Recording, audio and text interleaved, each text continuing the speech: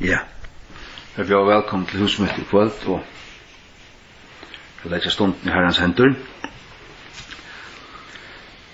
Jeg gav Jesus takk for at du sier at du sier at du den samme I jar, og det til evige tøyer. Og Herre, her finnes alt valgt I himmelen jeg gjør. Du sitter vi feiersens høyre hånd I himmelen.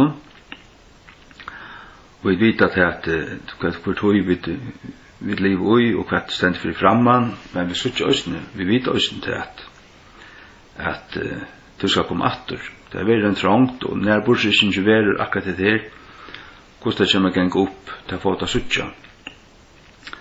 Men du kommer å ta opp en borster, og ta være brittløpskvaldmålt I Lamsins, og en brittløpskvaldmålt I Lamsins, og så kommer vi ned etter herre vidt her, og du kommer å skipa til trudje og gjør, og kommer å råa som konger I Jerusalem, og vi kommer å råa og gjør vidt her, og så tar vi ikke New World Order, eller momentanerne, eller nekka anna, men tar vi trudje, som kommer å være òsne å gjøre I lenka to I 1000 år, og så kommer òsne evanløgjen. Nu Jerusalem skal komme ned fra himmelen og være av hjørne, og vi skulle skåa tøyt anlitt, og Saul og mannen skulle ikke langer lysa, men til at du skal være ljøse, god og lampe skulle være ljøse, og I stenen. Halleluja. Herre, bed om å styrke og kunne bed om at litt okkara hjärsta, styrke okkara anda og sval og kvöld, mæt okkom vi til Norge, mæt okkom vi til dørd, og nærst vi øynkvann som lustar, bed om andans salving, og andans kraft, og blåsens dekning òsne iver. Okkom trudja som sitter her, og øynkvann som lustar, etter snir kvöld, og Jesu navn. Signa vi til heilige navn her, vi prysat her, vi ber deg velkommen, og vi til okkara mittlen her, og tun skal ødel æra være, i Jesu navn. Amen. Ja, nu det langt og morgen måned siden vi var sammen, men ta hei skriva meg, eller samla meg noen ting sammen ur skriftene som viktig å legge dent av.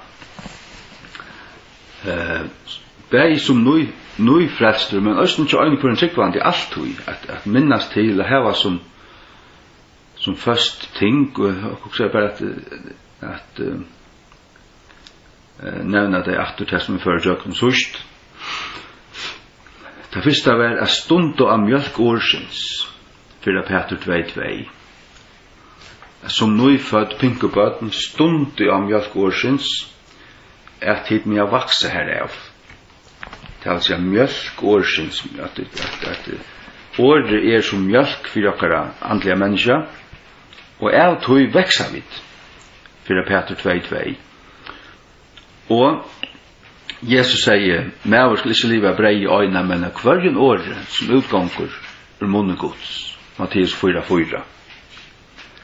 Nummer 2 var at saunast saman vi øren tryggvande, Hebreabrev 12:25.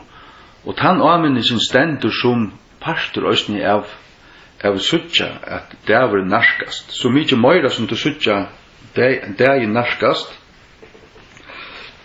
så skulle vi sauna saman vi øren tryggvande. Det vil si bæg til samkom og til møte, husmøte, eller møte, eller hvordan så til bibeltøyma, til bøn, til breibrøting, til alt dette her, som Herren giver okkom.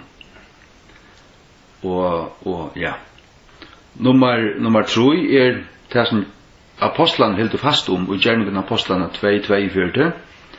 Det stender det helt utrolig saman gudslærerne, samfellet, breibrødingene og bønner. Gudslærerne til doktrinen, til det som vi at studere året, kunne samarbeide skrift ved skrift, kunne si at dette så, jeg kan si det samme her og her, og så etablerer man nok ting, og så får man det nelt først, at så snart det. Det var sikkert vi at kjenne godslærerne til at så det ting ikke langer oppe til diskusjon. Hatt det vøyt, hatt det så, hatt det så, og så fast og fundament, du faster.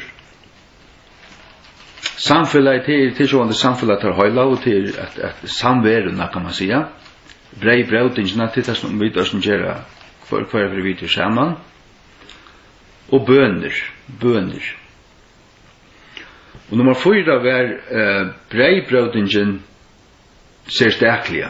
Brei brautingen og endurminni Jesus Krist. 4 Korint 11, 4-25, det det som vi leser at han har møtt i kvalitetene. Og gjerningen av apostlene 2:46, her stender og at de brod brei dagliga fra huset til hus. Her hørte det altså ikke som nekka ritual, det det slett ikke. Det ikke nekka sakrament eller ritual. Og Jesus tar han bak og gjør det, så sier han bare og i endurminning om meg, eller til minnes om meg. Og som vi gjør at vi leser det opp, skriftbråtet, og hjertan hon gledast iver og takka Jesus og fyrir. Hans versk, hans blå, og hans svar, og hans deia, og hans opprøst. Det okkara frelsa. Nummer 5 var så bøner og i samfunnet tar høylav, 4 Timotheus 2:8-4. Bøner og samfunnet tar høylav. Paulus skriver her til Timotheus at jeg minner tog og at først av øtlen takkar vøydaner, 4 bøner og bøner for kongen, for de løyande og alt det her. At alt det her, at vi tar det sammen, at vi bia 4 førsten tingen og tog som vi kommer okkon. Og her sier han også ut i sambandet, for at vi kunne leve et frisamt liv i alle godsøtta. At vi ber om å få godlige løyere og godlige lover som vi kunne leve under, som okkon gagne. Og så er det privata bønnen i Matteus 26:41. Her Jesus sier, altså han sier vi lærer sånn der, vært og bygge, ja? Hold det vakt, men anden fuser. Det altså den privata bønnen også her. At man vækande og byande. Nummer 6 tøtningen av godslæro. Tøtningen av godslæro som samsværer vi godliløyga. Godslæran øyelig viktig. Vi kan hitje etter 4 Timotheus 4:6. 4 Timotheus 4:6.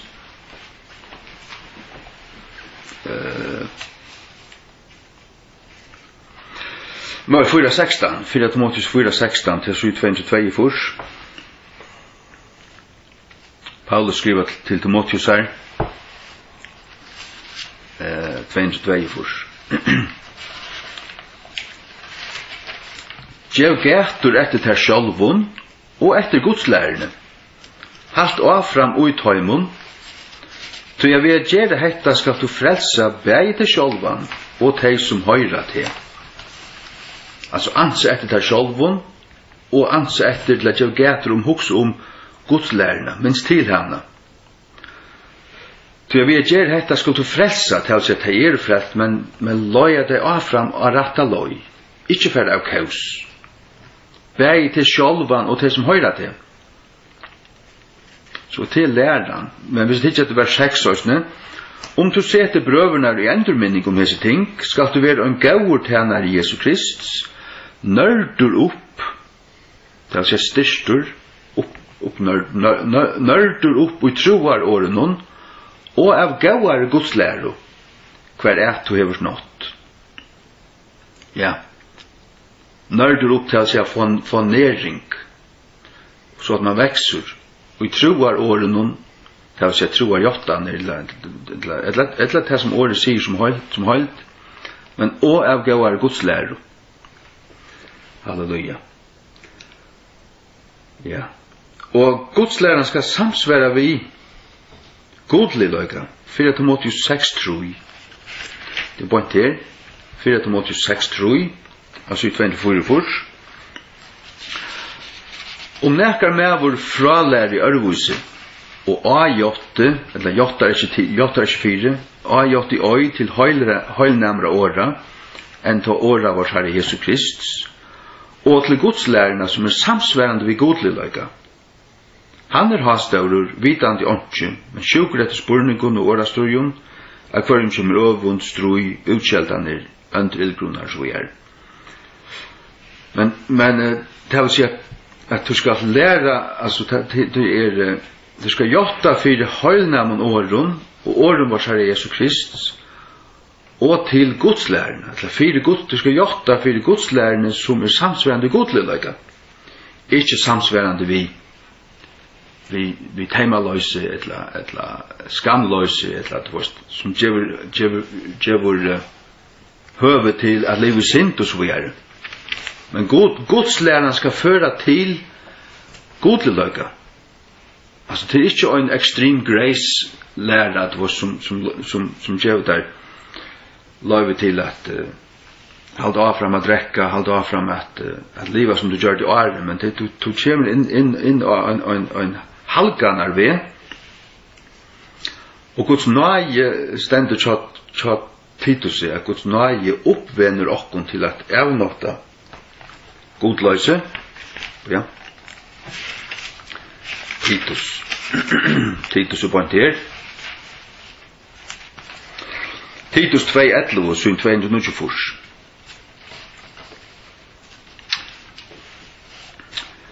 Det altså hva Guds ord sier at nøyen for det visser.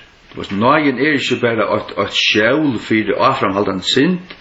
Gud gjør der nøye, men han gjør der også en kraft. Og han gjør der sin anda, han gjør der en godsøtta, og han gjør der å vite hva han vil, og han hjelper der. Og også er her at man erfærer, man finner syndene fyrtjøving, og finner rønsan og av et liv, at man blir latter, man blir styrstur, og også takksemme fyrir frelsene. Innskjer man også av fruen hjertet at nå innskjer jeg vil ikke gjøre ting som mistokna god. Jeg vil behe honom. Så Guds nøye omkring underfotla mata gjør det, og til det som stender her til Titus 2 fra vers 11, til at Guds nøye som vi fører frelso byrst fyrir alle mannen, lærande okkon avnoktande av godliga og veraldliga lister, vi skulle liva edruelige, rattvuselige og godeliga, og Jesu nuverande verald.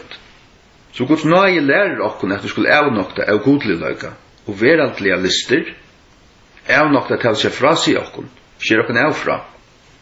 Vi vil jo ikke vi til å gjøre, og vi skulle liva edruelige, rattvuselige, godeliga, og Jesu nuverande verald.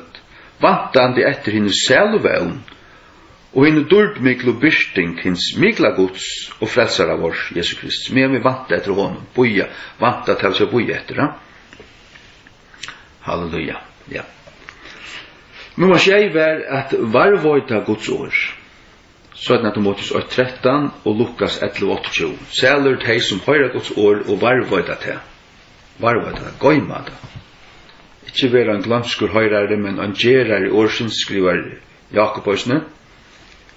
Ikke en som høyrer derfor uttrykk nytt år, men at man legger det av hjertet, at minnes det, og gøyma det, og kjenne det. Jesus sier også til Johannes at elsker det med til halte båmåine. Og han sier at bå ikke bare ut og leser luft, det jo av oss ting, og det finnes det av oss en versjon, som vi gjør rett i at legge okna minne. Nummer 8 var så at skudja falslæro. Skudja falslæro. Efesus 4:14. Dette kan du ikke lese det. Efesus til 18. Galaterbrevet. Efesus 4, 14, så 22 trus.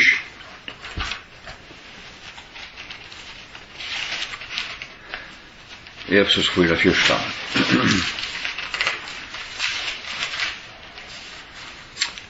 At vid hianfra veri øymøyra bøtten, syfter hiar og heiar, og borner omkring, vi kvarjum godslære vinte. Sagt du vinte, det er som bare fyker, knapplega som kommer nødt læra, og nødt vinter, du varst, og så fæller vi vitt hui. Nei, det skulle vi skulle ikke være syft hiar og heiar. Og så stender vi falslauten manna, falslauten til svika høyta, manna, og snuien sniltløyga, tar så snuien, tar så sniltira, hver vi tar litt opp av lur for jeg vittla. Og det ikke menn eller mennesker selv, så det andre at han fyrir som fører det her fram. Tror skal man, tror det godt å kjenne lærerne. Vi kjenner sånne bøybel. Nå, jeg hatt det ikke ordentlig rett. Hatt det egentlig farligt, og så og vite hva det og kunne avvære andre møte døy, og så videre, og halte seg fra av som læreren og av som læreren. Så færer vi videre. Nummer 9, det Heimspekje.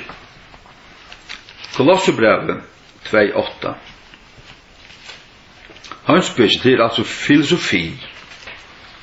Det noe som grekkene kom vi, tar hatt nekva filosofer, nekva kloka menn, Sokrates og Platon og alt det der, skriva bøker og tar bøkene til en, og heimeren elskar det, tar klok og i heimeren og tar elskar det, og så det til at disse prestene, tar ganga tjejer og teologiskole, men tar lærer også filosofi og psykologi og alt det der, og tar i sånne boan og tar som tar djeva, tar blandat den samme vi Heimspekje. Kolossebrevet 2:8. Men skriften som tar skal øydas for å prætika, hun avværer en møte Heimspekje. Det er ikke at det er spett tar blandat det samme allikevel. Men vi som bytter av bøybelene, og ikke av prester eller menn, vi sørger tvers i jøkken og vi sørger til at tar det falskir. Til at okkara Bibel sier her, i Kolossebrevet 2:8, være tikkun, at ikkje nekka med vår hertætje tikkun, jøgnum Heimspekje og fafongta vittlo. Through, at det her, ikke psychology, men så da, Heimspekje, samadje. Og fafongta vittlo, etter sige manna, etter badnalardomen heimsins, og ikke etter Kristi. Hikk, Kolossebrevet i Anskriften James, 2:8. Philosophy, sjående. Beware lest any man spoil you through philosophy and vain deceit. Vær det kun beware lest any man spoil you. Altså det er lekkur at hvis vi til dømes feras man har nett noen så er man helt sikkert hørt Jordan Peterson eller Ben Shapiro og slikar. Ben Shapiro han er en jøte, han er en sånn rundt på høtten og tror gamla testamentet. Og tog hever han en styrke her, og han hever rattan etikk og alt det der. Og man lurte etter det, det var fantastisk. Altså, jeg kunne ikke sagt det bedre selv. Og så lurte man, og Jordan Peterson, da han vel Kristus, da han vel fjallapratikerne, og gjør taler her som han vidger bøker og bøyblene. Men han er ikke frelstur. Han øyer ikke Jesus selv. Og tog det til at det blir ikke mer enn bare interessant. Det blir ikke mer enn bare lukka som ok, hatt var vel sagt. Men det blir ikke grunn der det. Og tar løya det ikke kunne ikke løya det at han vil fram. Men hver fylkja vi så? Ja, vi fylkja Jesus Kristi. Og han sier året, ja. Og i tog sambandet Arlen møte i kveld, så satt i sofaen, så hugsa jeg om det som Jesus fortalte om 2 menn, andre bygde huset av kletten, og hin av sanden. Legg mest til klettur til fastur støyner. Sandur morlaur støyner, altså støyner som morlaur av vind og vekkere, og her har du bare funnet brått av kletten, eller av støyner, ja. Det vil si at en som ikke hever kletten sjálvan og stendra hånd, kletteren Jesus, sånn at Korint 24 sier til at han kletteren var Kristus, ja. Det han som vi kjenner og standa av og bygge okkar husa, kletten. Men tar som bygge av sand, tar kunne godt blanda av synder av Bibelen og at det her, men øya der ikke Jesus, bygge der ikke av han, standa tar ikke sjálfur av kletten og øya ratta samanhenge av Guds år og Guds år i sin hold og kunne djeva der til ratt, så vil det bare fragmentera og brått little ting som kunne hjelpe dere synder, men til ikke berande. Vi Kristi det til at vi stand av en fundament til at ta i stormene kom og vindene blåst og glåprarekene kom. Ta vær til huset som er bygd, han som er bygd av kletten, det var standard. Men han som er bygd av sanden, det skåla i sporster og ta fettla. Det stender i Matteus 6, lett dere bare lese det. Matteus 6, 24-26. Det så i nudjo. Og han tåsar om at høyre hans år og gjøre etter du. Det a bytja av kletten. Så at dette skal være en anmenning til okken om at bytja av Guds år, og være okken 4 tingene som oppi tøyene til døms Jordan Peterson altså, jeg var selv lurt etter nekvun som Jordan Peterson altså. Men bare lukka som øymønne frøytøy av sofen lukka som man damer det vel høyre det som man sier og være vitande om hver gang fyrs ja. Men det er ikke noe som man kan bytja og her det vi må støtt og støvut vera ui Bibelen, kjenna kra Bibel og bytja av det. Fra vers 24. Tessvekna, hver som helst i høyrer hesar framsagnen munar og gjer ter, vil lukna han vi en vysan mann som bygde huset og på en klett. Og regnen størstegi og flaunar komo og vindaner blåsto og bardu møte til huset og ta fell ikkje, tog at ta var grunnt på en klett. Og hvert han jo har hessa framsagnen munar og gjer her ikkje, skal være luknar vi en favitskutan mann som bygde huset og på sanden. Men legg mest til minst litt hva sandur det er brått og bitar av sandløyka, men det er ikke atlan sandløykana. Og regnen størstegi og flaunar komo og vindaner blåsto og bardu møte tøy huset og ta fell og mykje var fattig av tøy. Mykje var fattig av tøy, ja.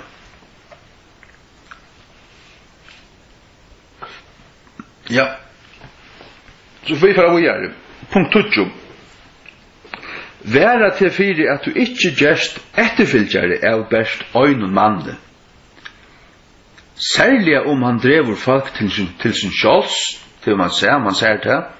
Nekker prætkoment her tar vilja dreja folk til sin sjåls, og ikkje til Jesus Krist. Så det her at være en tjener i Jesus Krist, det nekka, det man tjener ikke sin egna navne, man tjener hansara, man lever for hansara æro, og fører folk til hansara personlige. Matteus 4:25 Matteus 4:25 så i 35 Jesus sier sjálfur sørste tøy til at mennesker skulle komme og i munne navne siande er Kristus og skulle vittløya menkar men også at her er Kristus til kan bære være til at ta seg være sjálvan Jesus Krist eller til at ta merker at jeg har en særlig salving, eller jeg har en særlig ting, en særlig gav, og et eller annet, og han tar savna folk etter seg sjolvuna, og vilja være staurer i seg sjolvuna. Vi får vi til Efesus 4:11. Må orsaka til nek hopping og blæing at du fram, men til gjør han ikke, det alltid godt å bli velkjent i Bibelen. Efesus 4, til altså, du vet, Romerbrevet, Galaterbrevet og Efesus, ja? Nei, Romerbrevet, Korintbrevene, Galaterbrevet, så Efesus. Efesus 4, 11. Og han gav sommar apostlar, og sommar profeter, og sommar evangelister, og sommar hirar, til pastorer, og fralærere. Fyrir fullkomning hinna høylavo, fyrir verktænastunar, fyrir uppbygging likans Kristus. Så Jesus hever sett ui sitt likan, ui sinna kyrkju, apostlar, profeter, evangelister, hirar og fralærere. Her finn ting. Og det fyrir fullkomning hinna høylavo, fyrir verktænastunar. Så du, og Jesu likan hefur bruk fyrir bægi apostlunnen, som profeten han har givet, evangelisten, hirun og læreren. Det er ikke bare oss, det er ikke bare øyn tenneste, det er ikke øyn mævur, det er den øyneste som øynsamhandler, til Jesus Kristus sjálfur.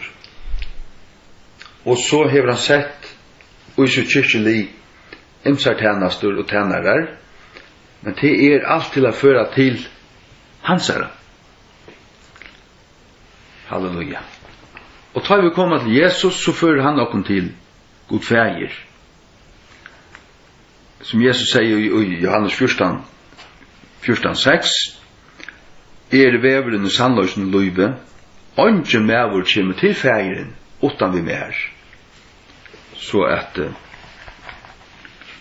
ja, halleluja. Efesus 5:8, Efesus 5:8, Vere til tessvegna etterfylgjarar Guds, som kærbød. Sagt du? Vi skulle være etterfylgjarar Guds, som kærbød. Ikke etterfylgjarar av John MacArthur, eller Peter Rockman, eller så øyla farligt at sige at blive bare etterfylgjarar av øyne mannene. Det er øyla nekko pinsare fargen som totaler etterfylgjarar av Kenneth Hagin. Det er bare Hagin til hans eller bøker, hans eller det er bare at han er store lærere, ja. Og adventistene her er det Ellen White, du vet. Og så er det at så fyrir som personeren kan godt fære av løy, men du har sett så nek allit og en person, at fyrir han personen av løy, så fyrir ikke bare to, men alle retningeren av løy. Tui er det en trygd og tui at lust etter fløyre, lust etter fløyre, talar hun, lesa bøker etter fløyre, hva mannen vi viker, hva veløyeren og talaren og hesten imsa vi viker. 4 Korint 11:8. Her sier Paulus sålesnær, det er 23:30, 4 Korint 11:8. Vere tid etterfylgjarar av mer, enn ta ons og øysten av Kristi. Vere etterfylgjarar av mer, til suttja meg, hvordan livet, hvordan hotte mer. Vere etterfylgjarar av mer, enn ta ons og, til å si just som øysten etterfylgjarar av Kristi. Og hatt er et godt prinsipp, hvis det er sterkt, og hvis det er rønt, og hvis det er klart, ja. Vi får avgjøre til punkt 11. Halt ut til endan. Halt ut til endan. Halt til Jesus kjemur. Matteus 24:13. Ja. Halt ut til endan. Her er det nekker som baptisten spotta att här kallar det the perseverance of the saints och bla bla bla och vi pushar allt ut vid trick och vi kunde inte missa allt det här. Men jag vet hade sprätt för att hur man choppar alla biblarna suntur och säger hade inte lock och hade ljötarna bla bla bla bla bla. Men han som inte var bättre, han som bara kommer till vad ska att Jesus Kristi år. Han säger att vi såna lärsvänner hans lärsvänner och att vi kommer ända någon och vi lever i ända någon. Det vill säga att det här till mån. Det kan inte vara några gälj ut. Matteus 4:13. Men han som skal halta ut fram ett ända någon. In samme skal vara frälstur. Självan skulle halta ut till ändans. Vad hvis man ger upp och ger sig för Jesus in till ändan? Har man så inte mist? Får man så alltid lycka väl? Självan det inte. Självan ska man halta ut till ändan. Ja. Så hade en god användning och effekt. Jag har ju en gåan bror, en äldre man i Runavik som heter Frans Petersen. Han bor ute i husen som är loja i Runavik i 5 år. Han døg 12. maj 2013. Han var ute i Edelshamn i 2 år. Konan sa døg i 2009, Marna Petersen. Jeg hadde bo her i 28 år eller annet. Og øyla byande mennesker til fink og ikke bøten, men så var det bare til at tåra bøten var bare vi tryggvande som kjente deg. De gikk i misjonshuset, men de var åpen for nøygaven, og så var det bønne for sjukon, og folk kom inn til tåra over byen for det. Og utrolig nek under hentu. Og ta i Frans var blivet sjuk, og han satt her i en ståle. Og jeg får ofta vidjan, så ber han meg for å komme, så sier han har et år til mig. Det var Hebreabrevet 3:14. Det skulle jeg legge meg hjärsta, og det skulle jeg gøyma og minnes til. Hebreabrevet 3:14, jeg kan lese det her. Til jeg videre gjør det lovtekere i Kristi, vi halda byrjanene av akkurat treste, støv og fast, fram med et endan. Halda byrjanene av akkurat treste. Og i oppenberingen her avtaler Jesus, han gjør rus og raus til manngjøtner, og her var det en manngjøt som har mist sin første kærløyga. Det var ikke det. Men hun gjør det nek, hun tatt, var veldig aktiv. Og hun konfronterer falsklærere og alt det her, øyelig gjør det nek, men hun har lykka mist sin første kærløyga. Det var ikke, det var ikke ut fra en til rett drøymene, ikke fra rett motivet som hun handler ut fra, ta møgngjøten. Og Jesus kallar henne til sånne at gjøre til første gjerningene atter, da. Jeg kan lese det. Det er sånn i oppenberingen, første kærløyga, til oppenberingen, oppenberingen 2, oppenberingen 2, Efesus er det. Lett meg bare lese fra vers 8, det gjør han ikke. Øyntelnum tja kyrkjene i Efesus skriva, hese ting sier han som helder henne tjei stjøtnen i sin høyre hånd, som gonger i mye henne tjei gilt og ljósasteka, voit verktøyne og strevtøyt og tallmøv. Så er det verk, strev, tallmøv, og hvordan du orskar oi at bera tar som under, og du har rønt tar som sier at er apostlar, og du ikke, og du har funnet tar liknarar, og hever båre, og hever tallmøv, og for navns munns skuld hever strevast, og hever ikke likvast. Hevast hetta, jeg har vi akkurat møtet her, av tog at du hever ivergivet din fyrsta kærløyga. Det er altså, hun elskar ikke Jesus som han for hei gjørst. Men hun visste bare, hun visste å være klar til å konfrontere, men Maria kanskje ut for en sånn militantum høren framgangsmåte, ikke vi kærløyga. til Jesus. Minst til tess vegna kvean du fallen og vend og gjer dine fyrste versk, det så kom atter til din fyrsta kærløk, og gjer det ut fra tøyprinsippene. Annars vil jeg komme til tøyn snarliga, og vil bortflyta ljósastekka tøyn ut ur plåsesøynen, utan til vend Ja, så hatt det også en anmenning til okkon ødel. Hikk?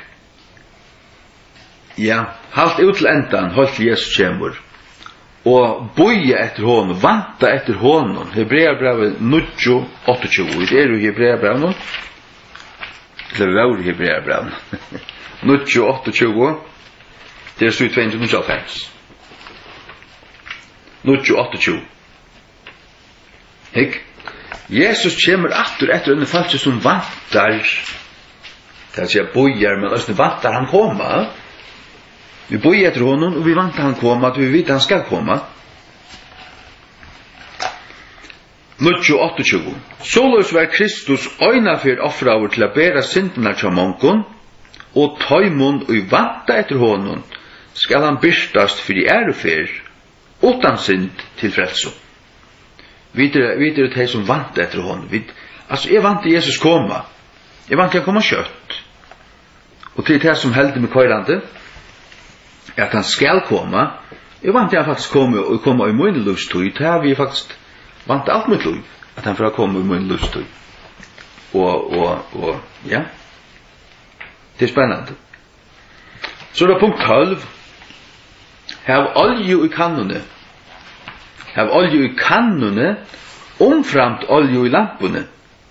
Det sån eika ahua utom kristenlivet. Vi er ikke bare ahua, vi synes at det er nekvært vi er ahua og vend og Apollos hava brennande i andan og kjente skriftene og tala i kraftigane, Apollos og gjerningen av apostlene. Og vi skulle verka og bya og være brennande og alt det her. Men jeg vil fære til Matteus 25:4. Matteus 25:4. Matteus 25:4. Og Jesu navne. Etter tertutjo bruarmatjanar. 5 vusar og 5 avvusar. Jesus sier, men hinnar vusu tauku olju i kannonsøynun saman vi lamponsøynun. Det vil si at her avvusu, der høttu allar kannir, og det brende ikke dem öllum. Det vil si at i lampunum var olja. Det er olja i botten, og så er en vøykur som fyrir nir i oljena, og det suger olja opp, og så brenner det han, og olja er heilig anden, til heilig andans liv og kraft ui okkuna. Men hesar høttu kannir saman vi lampene. Det vil si at der høttu eika olju. Og der var det vuisu. Hva merker så det? Det merker til at medan det kunto, medan alt stod vel til, og æren det bøv lengdri, og æren trångden kom og alt det til, så hadde det brukt tøy og i bøn, det hadde søkt God, og søkt Jesus, lisen jeg på Bibelen, sunt ahua, og det hadde ikke bare til vanlige, men det hadde mega møyr, og som ombord det hadde det i kommenen, tog jeg, det stendte så at han brukar med drala ved å komme, og det sjåna av atlar, og det slakna ikke av atlen. Men så om midnatt, så kom Rauboi, nu kommer brukar med, fer ut av møte honom, og det er avviso, her var en sånn olja, og det finnes ikke å brenne atter. Men det er viso, det tog og ikke her, vi tar olje her, kort olje ui lampene, og trimma og finnes det brenne atter, og fyrir så inna. Men det er avvist, og det kunne ikke det. Og det er sånn så gjør vi okken av oljetikkere til slakna til okken.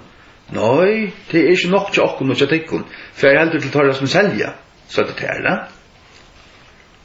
Så hatt det er nekka at lære av, til okken broar morgon, vi som er Jesu Kristi bror, at medan velstender til, medan vi tar fri her, ikke være ætsøkt, at vi nå bytter okken opp, at vi nå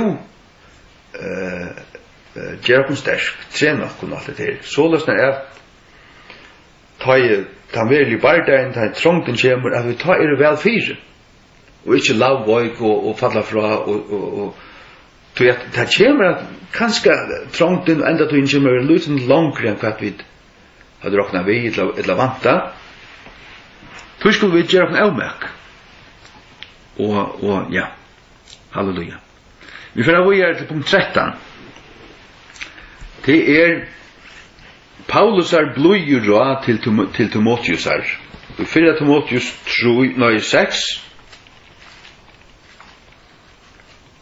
4 Timotheus 6, 3-12. Det sind lengt, det gjør ikke. Vi leser det. 4 Timotheus 6, 3-12. Og Jesu navn. Ja. Jeg vil takke disse røyene til okken, og til særlig enden av dem, men det godt å lese stikket i sin sammenheng. Paulus bløyer råd, vi takker det til okken også. Fra vers 3. Om nekkar med vår fralær i Ørvuse, og gjort i øy til høylnamre åra, enn ta åra vars Herre Jesu Krist, og til godslærerne som samsvarende ved godløyga, han hastavru, vitandi åndsje, men sjukur etter spurningun og årastrujun. Det så jo 244. Sjukur etter åra strujun, av kvarjun kjemur øvund, struj, utkjeldaner, andrilgrunnar. Renkvørger åradrotter av mannen av spilten hoven, og øya sører fyrir sannløyganum, haldande at vinningur godlig løyge. Fra sløykun hevdi undan, til prosperity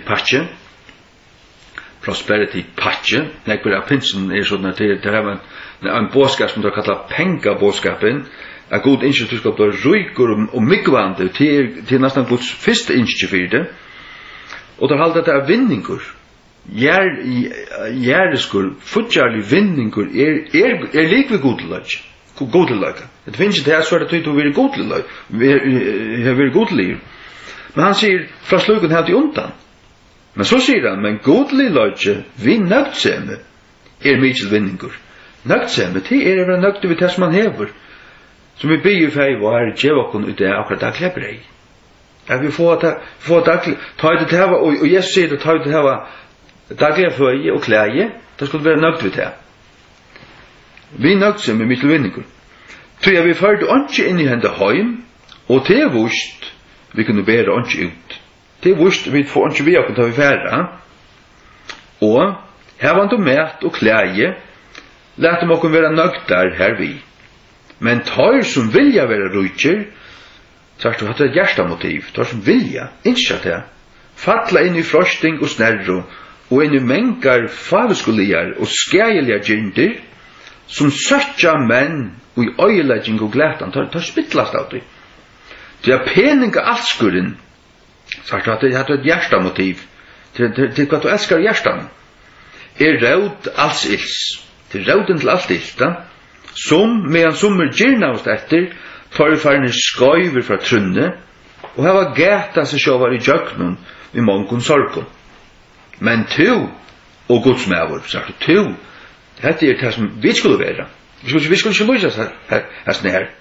Flutje hessa luter, og fylge etter kvarjon, rattvise, godlig løyga, trygg, kærløyga, tolmøve, eimukt, strøy hitt gava truar strøy, legg halda til grubum, halda fastum, evet luiv, hver du erst òsne kattlaur, og hefur virkjent anna gaua jotting framme fyrir mongun vittnen.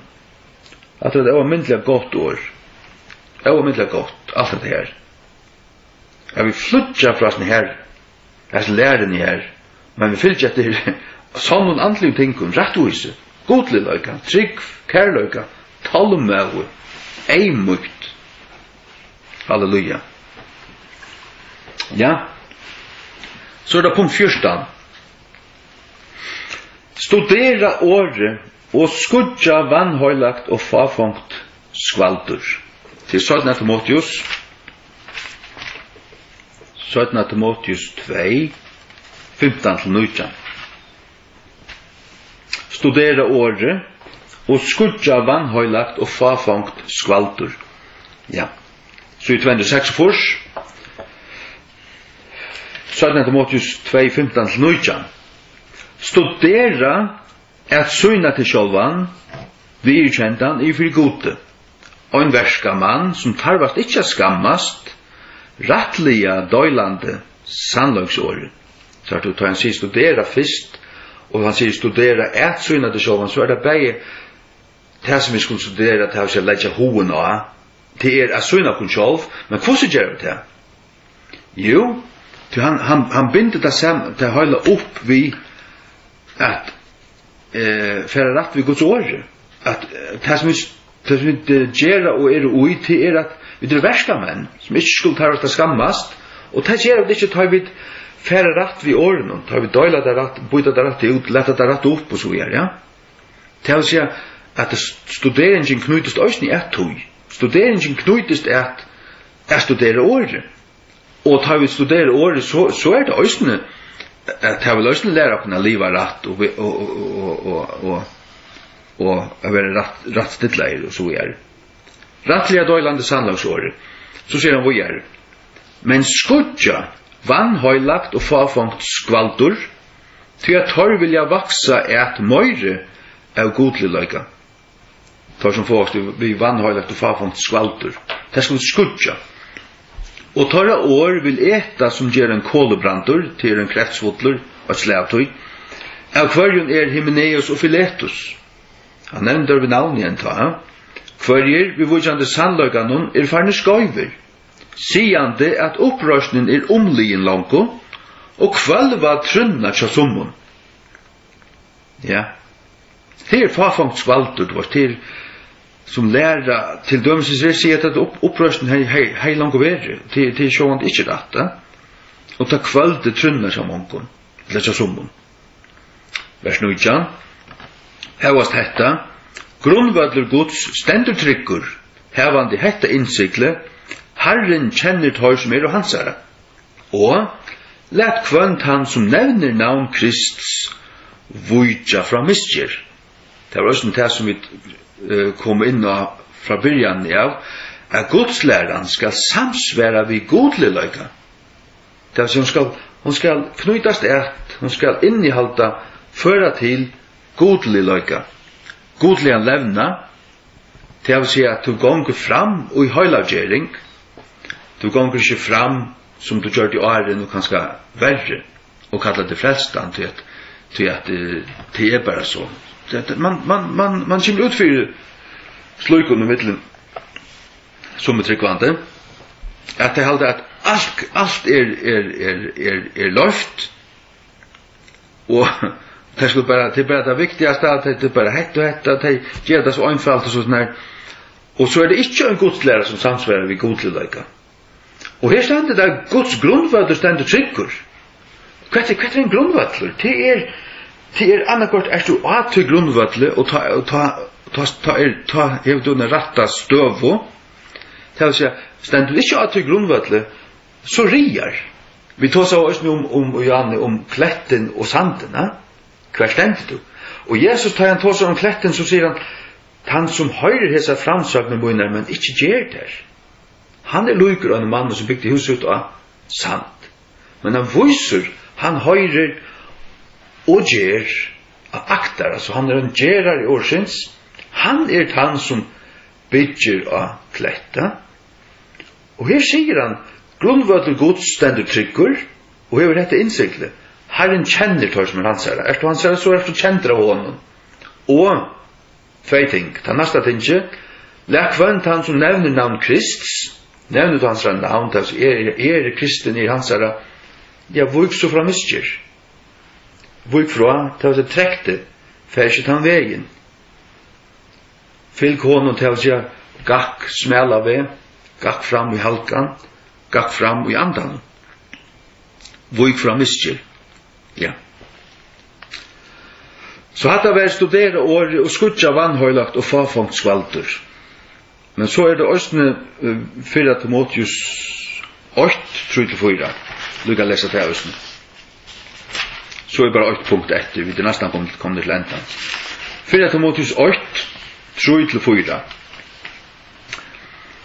Ons og bønner til at være verande i Efesus, ta jeg for inn i Makedonium, at du måttest avlegge summon, at du fralære onka æra godslære. En hverja, ja, en det som Paulus sier lastår, en bibelsk godslære, det er alltid så sånn at folk røyner å finne på noe nytt, blanda okkur på i, blanda håndspetsje på i, eller finne på, eller rønja tinka, for å lære arvis. Som jeg sier, Hymenaeus og Philetus, vet at hvert, opprørsten er langt hent. Og til å si opprørsten, altså av de kristne. Og det er det som Jehova vittner sier. Jesus langt kom natter. Og vi der nu, jeg vet ikke, jeg tror ikke snakke om det, men det er akkurat det. Altså, tar Jehova vittner komme av det, så er det Hymenaeus og Philetus. Hva kallar du det? Nå, Hymenaeus og Philetus kommer ned i det. Jeg finner ikke på om Guds ord, jeg skal ikke artiklen, så fær tid bare vekk. Ha det så godt, bye bye. Halleluja. For Timotheus, ja, jeg tror fralære omgæra Guds lærer, tar jeg alltid tvøyre annars, så kallar det bare Hymenaeus og Philetus. Og jeg heldur djeve gætur etter fabelum, fablar til altså skrøgsøver, en fabel til onkur, det er a fable til onkur som onkur huksar opp, drømmer seg til, en skrøgsøver. Og jeg heldur djeve gætur etter fabelum og enda lesen attartølum, som tjena ut, eller brøya, kan man säga, spurningar, heldur en godlig oppbygging, som uttrykk, såleis gjer. Vi leser altså 4 Timotheus 8:4 nu. Så det heldur ikke djeva gætur etter fabelum og enda lesen attartølum, for enda leser japt om. Du kan også komme inn av teologiske spurningar, du kan godt være fengt i øynene teologiske spurninger og i åravis, eller øynene tinget. Ofta godt å simpelthen ta et stegga seg borskvett. Lad meg nå bruke slappe av og hitje etter holdene og komme inn til noen andre ting.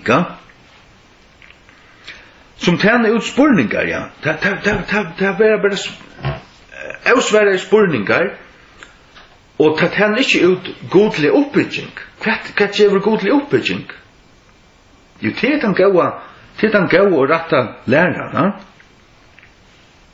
ja. Halleluja.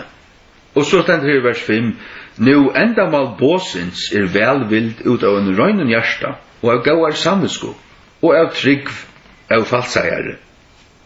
Fra kvarjon sommer hevande svøyma, heva vent til viks et fafongtare Tjekkland. Vi må ikke enda her, at det er bare fafongt Tjekkland, munnhøkar ui, atter og fram til vårs. Men at vi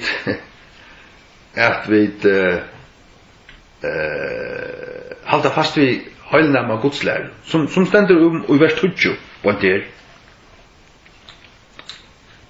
Ja. Og om det er sånn ekka anna ting som er anstatt vi heilnama Gudslære, det vil si sunna doktrin. Heilna til sunt, Gudslære er doktrin. Ja. Så er det sørste, som er viktig fra nøyfrelstun og annars öllun tryggvande, ikke bare som nøyfrelstun, alla min jaknun, til vittna fyrir jörun. Just omgad i vittna og poika og til nekka som røyne a gjerra, begge i arbeidshøpe, og vi faktisk med arbeidssamme vi, eller kom i kontakt vi og tog høpe noen, eller andre folk, bruker akkvart høve til at vittna. Til dømes frutja dagen, da fikk en teltepost fra en kunta som jeg har arbeidt for i 3 år i Danmark. Så Bureau Veritas, men så gavs det jeg bruk okkur for en år siden, til at det var omleggingar, og det for å bruke okkur danska reklamstår i stedet 4. Og jeg finner jo et heldepost fra en sølefalsk for en måned så jeg fortalte om støvene vi kom til meg, at hun la sjukhuset. Så nu fikk jeg atter en heldepost hvordan stendte nu til, jeg var stendte vel til vi kom til der. Så sier jeg, nei, hun døg i siste leier der. Og så var det at alle tysta bare sendt til oss da. Nei, men hikk. Du har samskipt vi at mennesker her i 2-3 år. De kjenner ofte vel, vi har snakket ned telefonen også. Og djevene nå er vittnesbord. Altså, heter en kona som heter, la meg ikke se på nøyde, det er ikke. Men så jeg sier, dagen etter affæren, så tok jeg et mannakodden som så lydt skriftvers, og her den styrste med vi en gaven året her som Lazarus var deier, og her Jesus tog seg vi Marsto, og Jesus sier, jeg i opprørsten og løyve, han som tror av meg skal leve om han som tar det.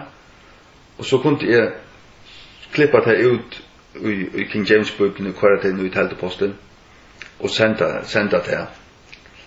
Og så jeg sier at det oppgav meg i sorgene, at hun var en endefødt kristen, og det i øysene, og at hun nå i himmelen til gode, og at vi fra sutjas atter.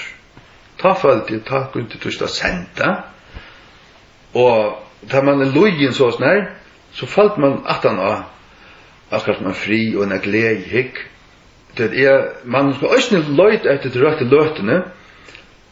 Ofte er det som nøyfrelster og som nøytryggvante, så kan man være for ekvisligur og ikke kjenne lukka som de røtte løtene, at man ligger bare og skjøyter et eller annet, gjør fra seg, og utan at det er møtidje, utan at altså man skal være stidler og byande og bya god om en givna løt. Her som det lukka som et år som taler rattar tog, her som det også kan være møtidja.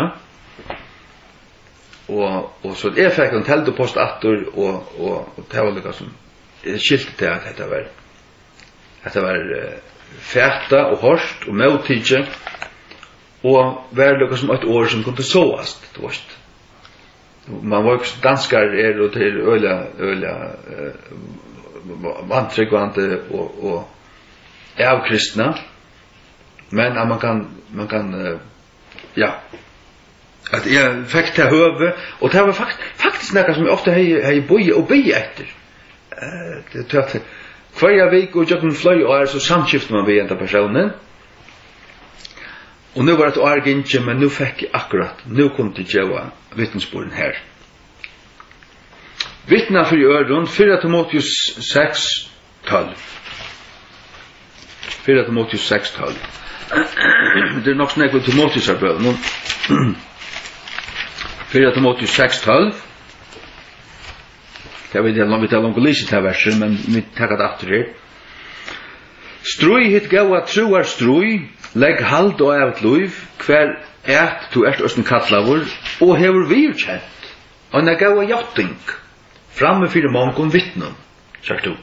Timotheus, han var kommet til trygg, og han hei jatta seg, vittna, han hei virkjent, han gaua jatting, han hei jatta seg en kristen trygg fyrir mongon vittnum.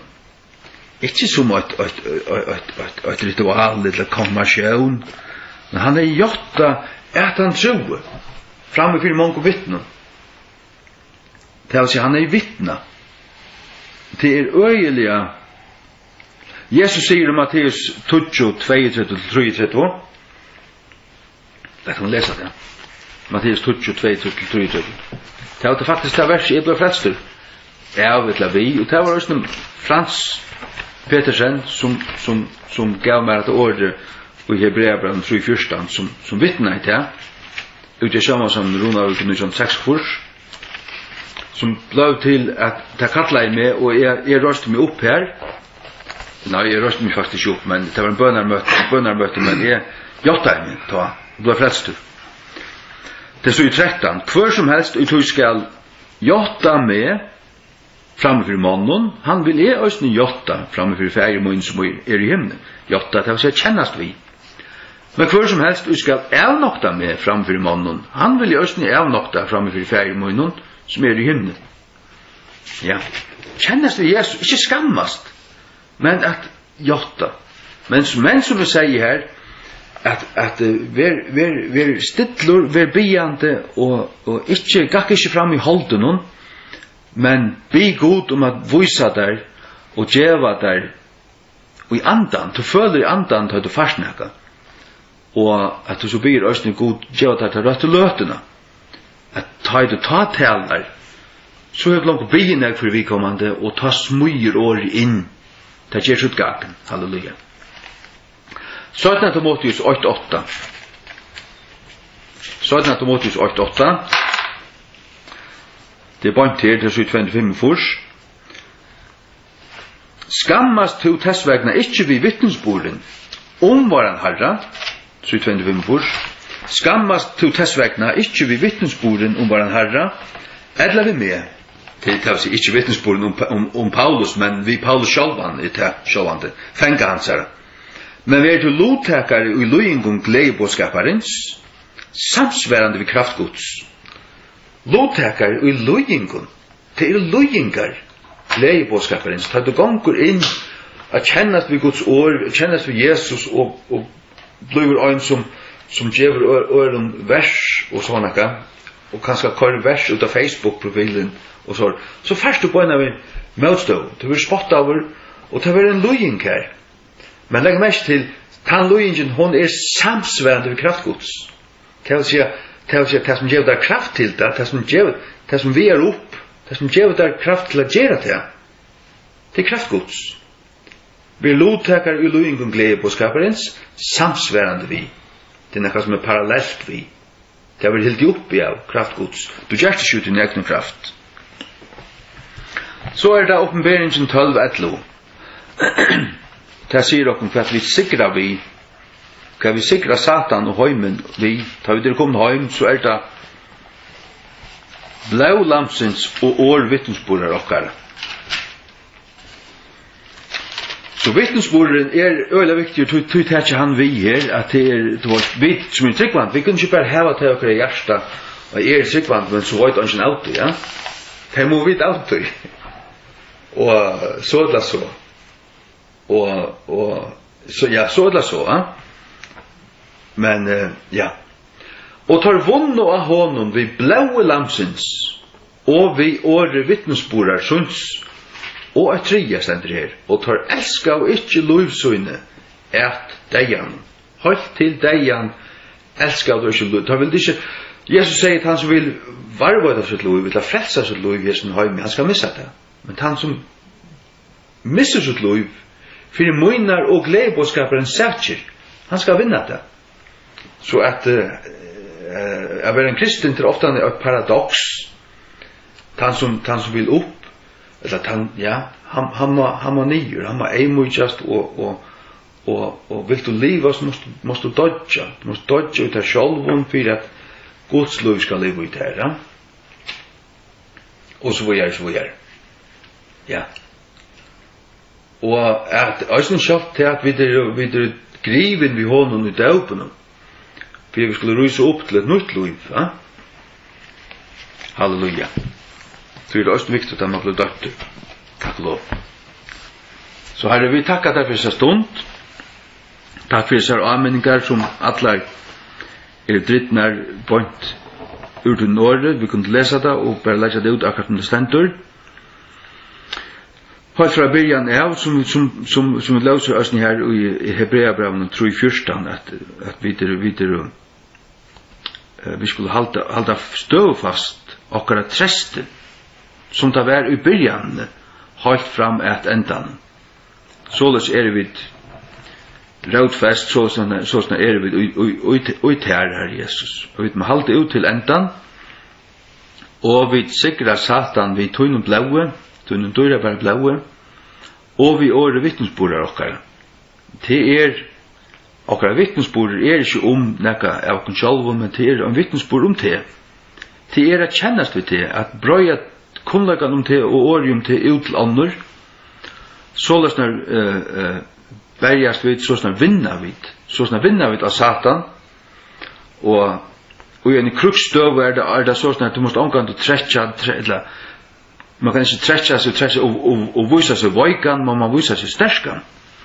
Takk Herre at vi dessa løyingarna som kommer akkurat ved, her samsværende vid Guds kraft. At her løyingarna, så hver som der kommer, så får vi kraft. Kraften bøyna vi her. Du styrker okkon, du helder okkon oppe. Og takk Herre til år sier også at ongen frosting kommer akkurat ved, som vi ikke kunne bæra. Men du vil sammen vi frostingen også gjøre en alloy, eller en utved, så vi kunne halda det ut, vi kunne sikra. Takk Herre, at du sørst okkon, du fylgjer vi, og du gjør okkon kraft, og gjør okkon mot, gjør okkon kraft til akkurat det som vi tar bruk for det, oansett hva kommer okkara ved, så lever vi i kontakt med det, vi sikva, vi dreier kraft fra det, og du gjør okkon just det som vi har bruk for det. Bid om at styrst okkon, bid om at varvåd okkon, og vi tun åri og vi tun anda, det og daglig halda okkon oppe, og bidja okkon opp, og i Jesu navn. Amen.